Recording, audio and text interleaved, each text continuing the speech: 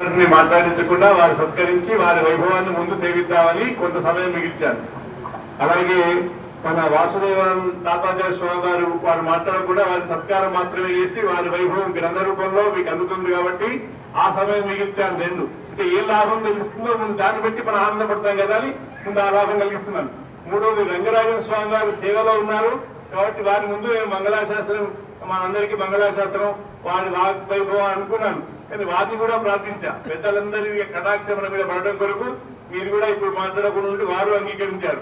శ్రీకృష్ణ చక్రవర్తి గారు అంటే 4 ఉపన్యాసాలు లేకుండా చేసిన ఒక లాభం కలిగించినందుకు గాను మీరు నన్ను కొద్ది నిమిషాలు ఇక్కడైనా క్షమించవలసిందిగా వేడుకుంటూ ఈ పూట 108 కుండాలతో ఒక మహాయజ్ఞాన్ని సంకల్పించి రాజగోపుర ప్రతిష్టను ఏర్పాటు చేసి చిరంజీవి స్వామిని ఆహ్వానించి ఇష్టియాగశాలలో కార్యక్రమాలు వైభవంగా జరిపించి కుంకుమార్చన కార్యక్రమాలు వైభవంగా జరిపించి దీని అన్నిటికీ మంగళప్రదంగా ముందు మంగళాదీని మంగళ మధ్యాన్ని మంగళాంతాలన్నట్టుగా రామచంద్రజీవ స్వామి వారి కరకమలతో ప్రారంభమైనటువంటి కార్యక్రమం చిరంజీవి స్వామి వారి యొక్క కరకమలతో ఆ ప్రతిష్ఠ జరగడం ద్వారా ఒక ఉన్నతంగా 2 రాష్ట్రాల్లో ఒక అద్భుతమైన కార్యక్రమంగా అది మలచబడినటువంటి రీతిలో అష్టాక్ష నిర్వహించి ఈ పూట వేయించేశారు. వారు మళ్ళీ కాకినాడకు ప్రయాణం చేయడం కొరకు విజయవాడకు వెళ్ళవలసింది కాబట్టి వారి యొక్క అనుగ్రహ భాషణాన్ని సేవించి వారికి సత్కారం జరిపించుకున్నాం. తర్వాత అహోబల స్వామి గారిని సేవించుకున్నాం, వారి అనుగ్రహ భాష తీసుకున్నా ఉన్నారు.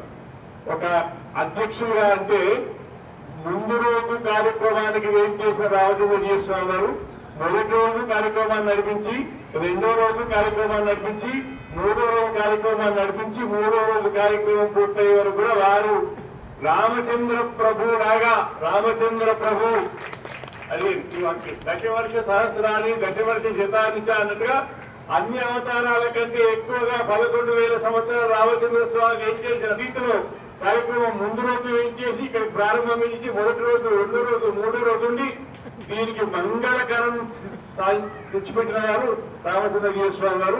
వారికి మాత్రం జీవితకాలం అంతా రుణపడి ఒక స్వామి గారు ఒక రోజు రావడానికి ఎంత శ్రమ కానీ 3 రోజులు విచ్చేస్తున్నారు కాబట్టి వారిని క్షమాప్రార్థన చేస్తూ ఈ కార్యక్రమం మంగళప్రదంగా పూర్తి చేసే బాధ్యత దేవరావు గారు నిర్వహిస్తున్నాం. ముందుగా అష్టాక్ష స్వామి వారి యొక్క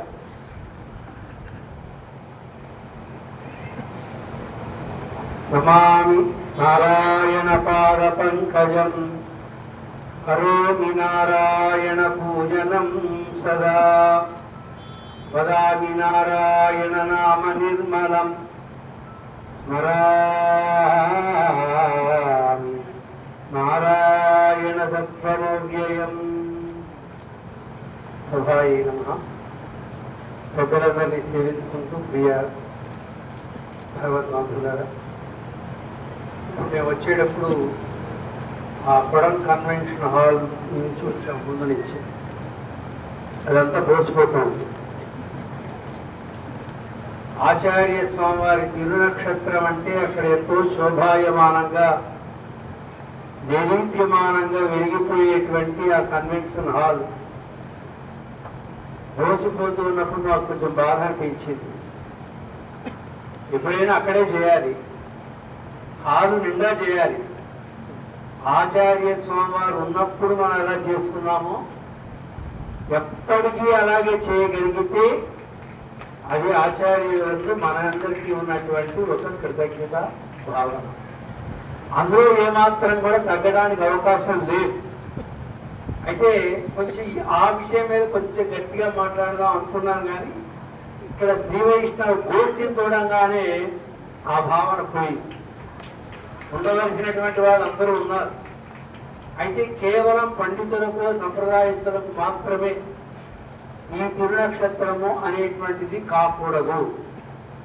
అందరికీ సమాజంలో ఉండేటువంటి ప్రతి ఒక్కరికి, రామానుజ సంప్రదాయంలో ఉండేటువంటి ప్రతి ఒక్కరికి, వారికి తెలిసినా తెలియకపోయినా కారణం ఏమిటి అంటే రఘునాథాచార్య స్వామి వారంటే ఒక బ్రాండ్.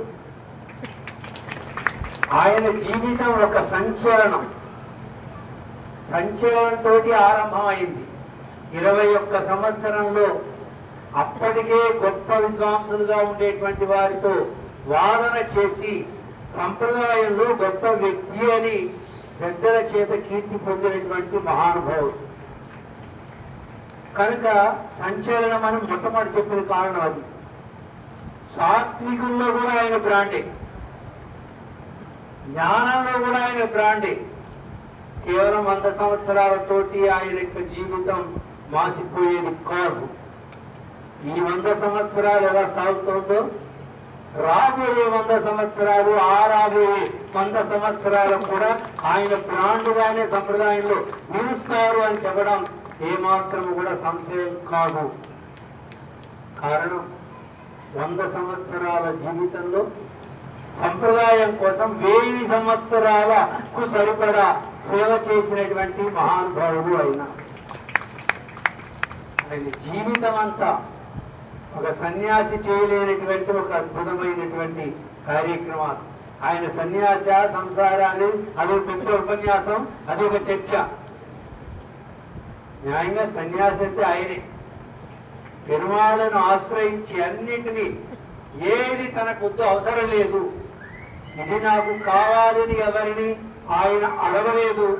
ఎవరైనా ఇది ఇస్తానంటే నువ్వు ఇచ్చేటువంటి అని తిరస్కరించినటువంటి వారు నిజమైనటువంటి వైరాగ్య భూషణులు రఘునాథాచార్య స్వామి వారు. వారి గురించి మీ అందరి దగ్గర నేను చెప్పక్కర్లేదు.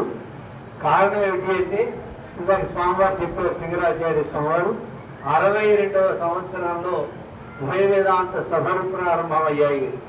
అప్పటికి నేను పుట్టలా. అలాంటి ఉభయ వేదాంత సభలకు ఎన్నో సంవత్సరాలు అధ్యక్షులుగా ఉన్నారు మన స్వామివారు. ఒకనాడు పెద్దజీయ స్వామివారు ఆరంభం చేస్తే దాన్ని గోపాలాచార్య స్వామివారు కొనసాగించేస్తే దానికి ఏమాత్రము కూడా ఇబ్బంది లేకుండా ఏ సంకల్పంతో పెద్దజీయ స్వామివారు ఆరంభం చేశారు, ఏ సంకల్పంతో దాన్ని గోపాలాచార్య స్వామివారు కొనసాగించారు, దానిని పరిపుష్టితం చేసి నడిపించినటువంటి మహానుభావులు మన రఘునాథాచార్య స్వామివారు. అలాంటి ఆచార్య స్వామివారి యొక్క 100 జయంతి ఉత్సవాలను మనం ఈ సంవత్సరం అంతా జరుపుకున్నాం. వారు 100 జయంతి ఉత్సవాలు ఒక సంవత్సరం జరుపుకుంటే చాలునని మొదట్లోనే అనుకున్నాం. చాలలేదు, 108 మంది పండితులకు సన్మానం చేద్దామంటే ఇప్పుడు 70 మందో 80 మందో అయ్యారు. ఇంకంటే 101వ సంవత్సరం అంతా కూడా మనం కొనసాగింపు చేయాలి. కారణం ఈ సందర్భంలో ఇంకొక అన్వేషణ సాగుతోంది. కేవలం ప్రసిద్ధి పొందినటువంటి పండితులకు మాత్రమే కాకుండా యువకులైనటువంటి వారందరినీ కూడా ప్రోత్సాహం చేస్తూ రఘునాథాచార్య స్వామి వారి అనుగ్రహాన్ని వారికి ఇప్పిస్తే మరింకొక 100 సంవత్సరాలు సంప్రదాయం ముందుకు నడుస్తుంది అనేటువంటి ఆలోచనతోటి యువకులైనటువంటి స్వాములందరినీ కూడా ప్రోత్సాహం చేస్తున్నారు. కనుక ఇది 108తో కాకుండా 365 మంది పండితులకు సన్మానం వరకు కూడా సాగుతుంది. అది 101 సాగచ్చు, 102 దాకా కూడా సాగేటువంటి అవకాశం ఉంది. ఆచార్య స్వామి వారి యొక్క దివ్య అనుగ్రహం ఇలాగే మనందరిపైన కొనసాగాలి అని సభాముఖంగా ప్రార్థన చేసుకుంటూ జై శ్రీమన్నారాయణ.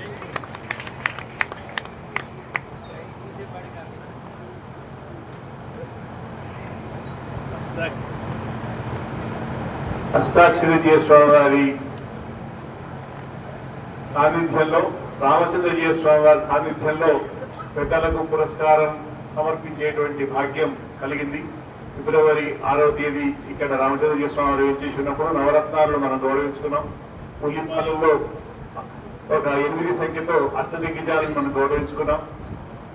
రామచంద్రజీయ స్వామి వారు కూడా మొన్న ఏప్రిల్ 18వ తేదీ భీమవరంలో రఘునాథాచార్య స్వామి వారి యొక్క 100 జయంతి ఉత్సవాలను 2 పూటలు నిర్వహించారు. గోపాలాచార్య స్వామి వారి యొక్క 100 జయంతి ఉత్సవాలు నిర్వహింపబడిన ఆ ప్రాంగణంలోనే ఒక నూతనంగా ఏర్పడిన కళ్యాణ మండపంలో రామచంద్రజీయ స్వామి వారి యొక్క 100 జయంతి ఉత్సవాన్ని ఘనంగా నిర్వహించారు.